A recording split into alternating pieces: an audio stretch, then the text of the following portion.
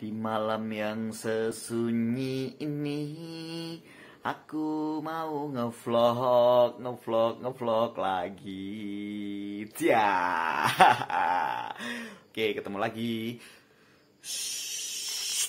Tapi ini udah dini hari, jam 1. Aku belum bisa bubuk karena tadi siang itu aku ketiduran. Jadi bangunnya jam 6. Terus sampai hari ini masih melek. Itu ini udah jam 1 malam.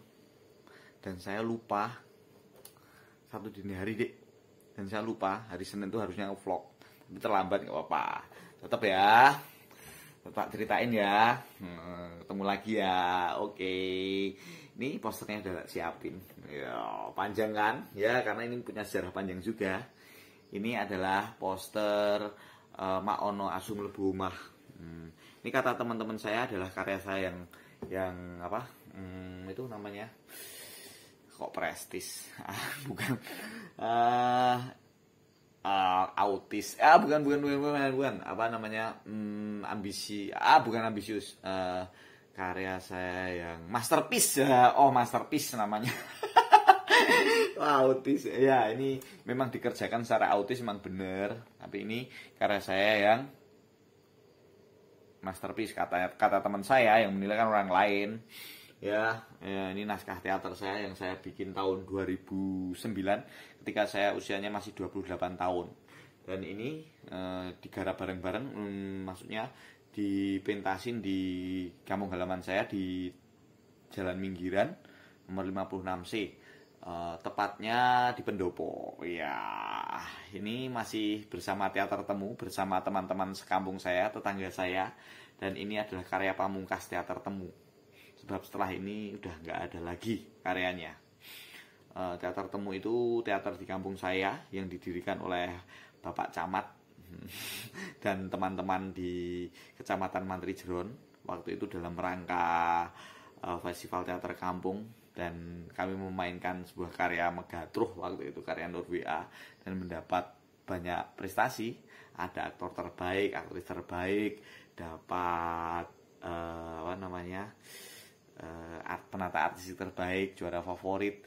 Ya, kalau dari beberapa kecamatan Jogja itu ada 14 kecamatan. Kami juara 2. Gitu. Ya, tapi banyak secara umumnya gitu, tapi banyak teman-teman yang juga meraih prestasi waktu itu. Wah, terus kami berlanjut. Itu waktu itu tahun 2000, Megatruh itu 2005. Berarti sempat 5 tahun dengan berbagai kegiatan macam-macam di kampung waktu itu. Seru kan? Ya, ini karya pamungkas. Mak Ono Asu Mlebu Omah. Ya, karena apa? Dengan pamungkas. Itu nih. Ini karya saya yang terinspirasi dari kisah nyata. Mak Ono Asu Mlebu Omah itu ceritanya? Ya waktu itu terinspirasi dari sebuah bencana dalam tanda kutip. Tempat sanggar kami tergusur akhirnya karena berdiri di atas tanah sengketa. Sekarang udah dibangun sebuah perumahan di Jalan Minggiran itu.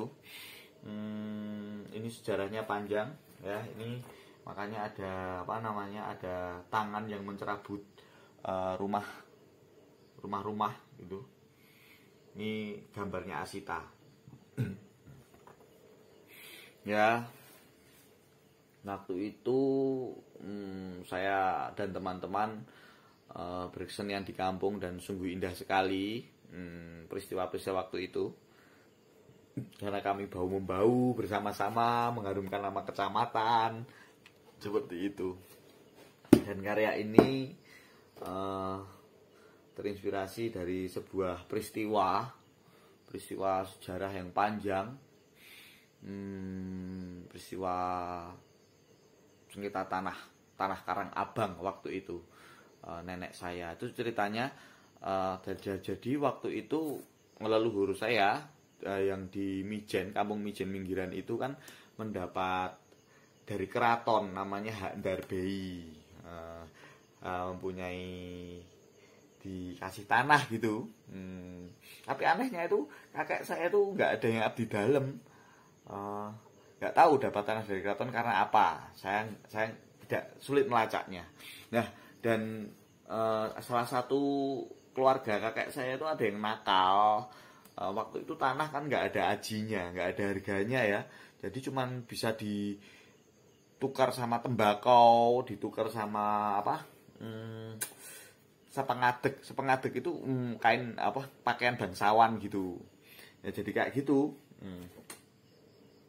Terus lama-lama itu surat kekancingan yang digadekan atau yang ditukar itu lama-lama di zaman sudah modern ini udah berdasarkan hukum. Jadi udah menjadi sertifikat tanah, dan tahu-tahu ya udah balik nama, udah pemiliknya udah berbeda. Dan itu dulu saya sempat melacaknya, kakek saya sempat mengurus itu di Landrat apa ya, dan sempat juga di KUA, kantor urusan agama. Jadi nggak tahu ya, masyarakat waktu itu buta hukum gitu kan, dan tentu saja ada permainan di situ. Permainan apa saya juga nggak tahu ya namanya.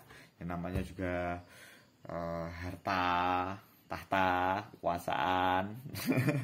Jadi kayak gitu. Dan ini kami sudah berjuang waktu itu. Tapi ya sudah, sekarang udah jadi perumahan di atas tanah itu. Dulu ada berapa kakak ya, 20-an lebih kakak. Dan jarahnya kan dulu nenek saya itu tinggal di situ bersama kakek saya, dan sering banyak kan orang-orang urban atau orang-orang yang datang ke kota tapi nggak punya tempat tinggal. Nah, disuruh tinggal oleh kakek saya, nenek saya di tanah itu, di atas tanah itu. Luasnya berapa ya, 2000 meteran ya kalau nggak salah. Nah itu sampai turun-penurun,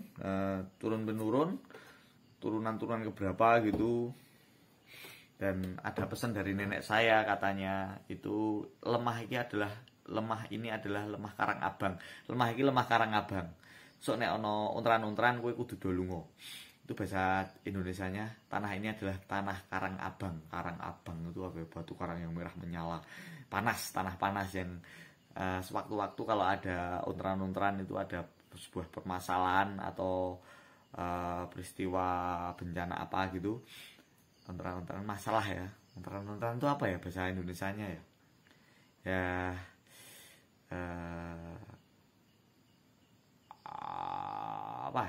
permasalahan itu aja lah. Ada itu, kalian harus pergi. Nah itu angkatannya bapakku, pas jatuh keturunan bapakku, ya udah harus pada pergi. Nah padahal itu kan tanah leluhur saya, di mana saya dan tetangga dan kakak saya, saudara-saudara saya udah lahir besar di situ dan tidak tahu menau apa-apa, apalagi masyarakat seputar saya. Dan tentu saja itu di situ ada banyak permainan kan dengan penguasa-penguasa lokal, bagaimana tanah itu bisa deal. Bahkan sahabat bapak ayah saya juga ikut main di situ, dan setiap malam gitu ada teror dari orang-orang yang rambutnya cepak-cepak gitu datang mendatangi ayah saya dan saya juga, dan udah kayak gitu prosesnya, menyebalkan. Ya akhirnya kami pergi, ya dapat pesangon tapi tidak sesuai kan dengan apa namanya, dengan harga tanah di situ waktu itu, tengah kota juga. Nah maka lahirlah karya ini, Mak Ono Asu Mlebu Omah. Itu terinspirasi dari itu, dan di sini ada sanepo. Di apa namanya, di Jawa itu ada istilah sanepo. Sanepan itu apa ya, metafora atau pralambang atau perumpamaan kayak gitu ya. Saya tidak menggambarkan sebuah gusuran yang kayak di TV-TV kayak gitu. Itu sudah berita namanya. Bagi saya seni tidak seperti itu, tapi ada di situ akan agar ada nilai yang lebih luas. Mak ono asu mlebu omah, mak ada anjing masuk rumah gitu. Itu ceritanya di sini ada 6 orang kampung yang tinggal di sebuah kampung yang tidak ada di peta kecamatan.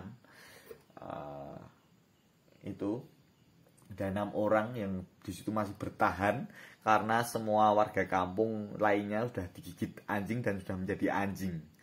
Nah, 6 orang itu terdiri dari Mbah Karto, Mak Jiyo, Cotot, Surip, Cahyadi, dan anak kecil, anaknya Mak Jiyo yang diperankan oleh Arum Nizwa Milan Puspita. Itu aktris yang bagus kalau main, bakatnya oke. Nah, di situ waktu itu mereka melawan anjing-anjing yang selalu menyerang mereka. Sampai suatu ketika Mbah Karto sanda, Mbah Karto itu meninggal dan tinggal 5 orang. Itu tetua kampung. Itu keren. Yang akhirnya 5 orang itu melawan yang dengan karakter masing-masing. Tentu saja di dalam naskah itu ada peristiwa-peristiwa seru, peristiwa lucu ya. Tapi sinopsisnya saja seperti itu. Itu melawan ribuan anjing dan akhirnya mereka pergi, tapi mereka tidak merasa kalah. Mereka tergusur dan mereka harus pergi dari kampung itu dan membawa nisan Mbah Karto. Ya, itu ada cerita lucunya itu. Yang dibawa itu nisannya kijing. Karena Mbah Karto tidak dikubur, tetapi dicor di dalam kijing itu untuk sebuah prasasti. Karena tetua kampung yang mendirikan kampung itu. Nah, di situ mereka tidak merasa kalah, warga itu tidak merasa kalah, tetapi tetap saja ya dia pergi dengan biasa saja gitu. By the way, penampilanku berbeda loh sekarang. Udah pakai kacamata, udah pakai topi, ya. Mereka pergi dengan hati yang tetap berdaya hidup, sebab ini naskah ini sebuah pernyataan sebenarnya bahwa kami tergusur secara geografis, tetapi nilai-nilai selama kami hidup di atas tanah itu tidak akan tergusur, tetap akan menyatu di dalam tubuh kami. Nilai keberanian, kebijaksanaan, impian, harapan, keikhlasan, dan daya hidup harus tetap berjalan menjalani. Itu nilai-nilai spiritualitas yang nilai spiritualitas itu yang terus kami jaga dan hidup terus bersama kami. Nah, kami itu warga itu tokoh-tokoh itu terus tetap hidup, dan dimanapun kami berada akan tetap hidup dan akan terus membangun apa yang ada di seputar kami. Nah, itu saya terapkan sampai sekarang. Ya, kampung halaman saya sudah hilang dan saya hidup di mana saja, berpindah-pindah tempat, di kota-kota Indonesia, di mana, dan saya di situ ya itu tetap ada semangat hidup dan terus membangun apa yang dengan apa yang saya punya, orang-orang seputar saya, membuat karya bersama atau bagaimana gitu. Dan saya harus tetap punya harapan untuk tetap harus punya rumah, harus mempunyai karya, hidup harus bernilai dan berarti. Kayak gitu deh ceritanya, keren kan? Mau nasu mlebu omah itu. Nah, itu dipentaskan ya di rumah saya, Jalan Minggiran di Pendopo, dan almarhum ayah saya masih nonton waktu itu. Dan kalian tahu nggak kalau sedang ada pentas itu, teater temu itu, dulu itu seru sekali. Warung-warung pada tutup, semua warga pada nonton, dan ada ewuh itu apa ya, kayak hajatan gitu, ibu-ibu pada masakin gitu. Karena teater temu ini didirikan oleh Pak Camat bersama warga beberapa kampung ya. Ada Suryo Wijayan, ada Duko, Minggiran, Mijen, Keradenan gitu. Jadi satu anak-anak mudanya berdirinya diresmikan di rumahnya Pak Siwut. Dan teater temu itu diberi nama oleh Mbah Temu. Mbah Temu itu anggota teater paling tua, itu angkatan 45, pernah ikut perang katanya. Tapi jadi tukang parkir di sebuah puskesmas. Nah, itu seru Mbah Temu itu. Temu itu bukan karena Mbah Temu namanya temu, tapi karena dari pertemuan, kata biasanya temu gitu. Kata Mbah Temu menerangkannya. Wah, ya. Dan Mak Ona Asu mlebu omah ini ternyata tidak hanya berhenti dipentaskan di kampung halaman saya sendiri, tetapi dipentaskan juga di itu mana di kampus Sanata Dharma di panggung Realino. Waktu itu diundang oleh Bu Barbara Hartley. Dan kalian tahu, akhirnya naskah Mak Ono Asu mlebu omah itu mendapat penghargaan dari Balai Bahasa sebagai pemenang. Ya, saya menerima penghargaan itu di kantor gubernur yang diserahkan oleh wakil gubernur Pak Pakualam ke-9 ya. Seneng rasanya ya. Tetapi kalau ingat masa-masa itu ya jadi sedih. Itu bagaimana banyak kenangan di kampung saya dengan keluarga, dengan tetangga, itu sangat seru. Orang menamakan kampung itu namanya Kampung Sewu, Kampung Vietnam gitu. Di belakang rumah saya itu rumahnya soalnya dempet-dempet gitu dari anyaman bambu, jaraknya cuma 1 meter, bahkan kadang gatuk gantet saling nemplek gitu, tidak ada jarak. Makanya orang menyebutnya Kampung Sewu, Kampung 1000. Disebut Kampung Vietnam karena tiap hari itu perang terus.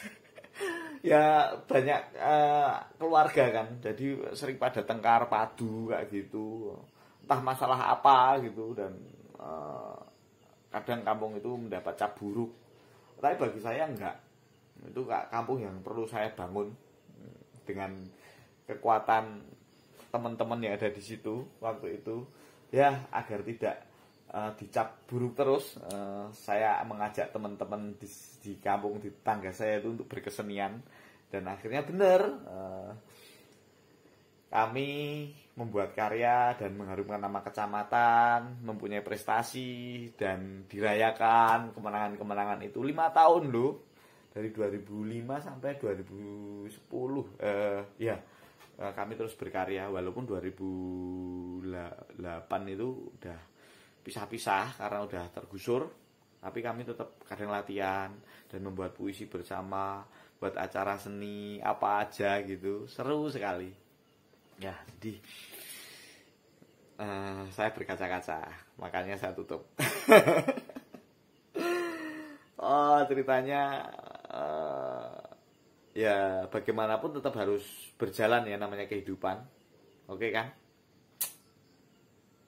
Senang kalau ingat itu semua bersama teman-teman, dan seakan semesta di seputar kami itu mendukung, karena dari anak-anak kecil gitu sanggarnya. Dulu namanya pertama Sanggar Garbutala ya, itu saya sama Popo BB Purbanegara, seorang filmmaker dulu. Kami bentuk, terus itu ada surat dari dinas kota, ada itu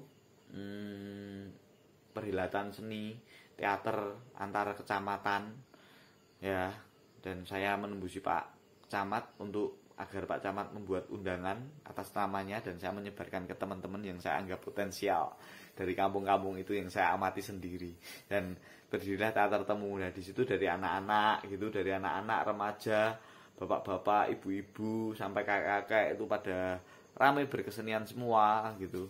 Mbah Temu itu lucu lagi, saya mendapuk, maksudnya mengajak Mbah Temu berkesenian itu karena saya sering melihat Mbah Temu itu uro-uro itu menyanyi ketika siang di bawah semilir angin.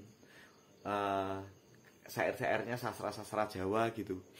Makanya saya baru tahu kalau sastra itu tidak semata-mata keindahan karya kata-kata, tetapi dia menjadi sebagai obat, kata Mbah Temu.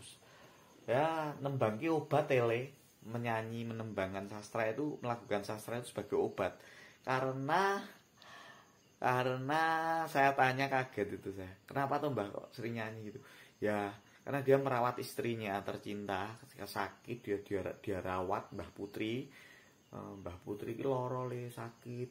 Jadi harus tak rawat. Nah, saya habis merawat, habis kerja saya kan capek. Terus saya di apa nambah temu di halaman rumah sambil uro-uro nembang gitu. Dan katanya itu sangat nikmat, meluruhkan segala duka lara apa gitu. Tapi dia sempat gini, kowe kok ngejak aku main drama ketoprak ini ki, kok diciduk meneh.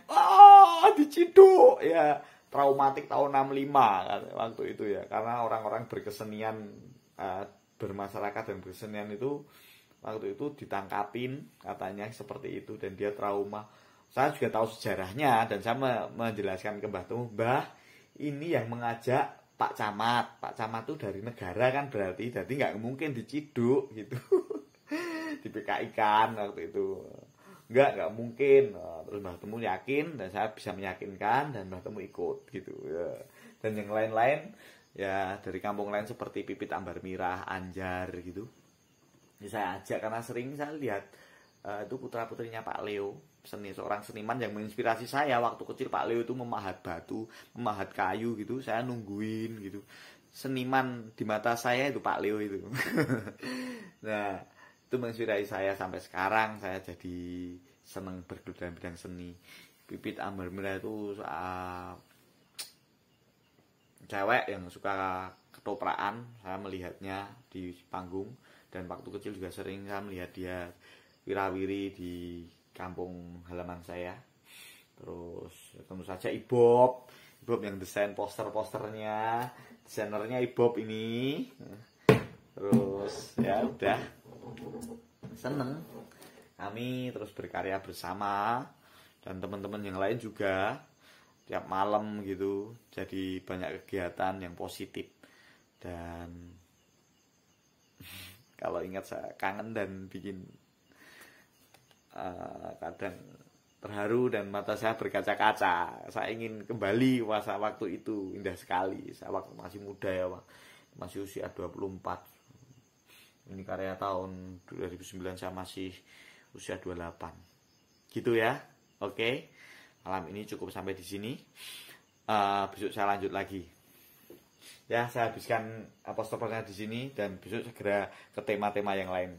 Oke, terima kasih. Huhui. Sampai ketemu. See you. Nah, tetap kreatif, tetap bersemangat, berdaya hidup dan berdaya juang. Yeah.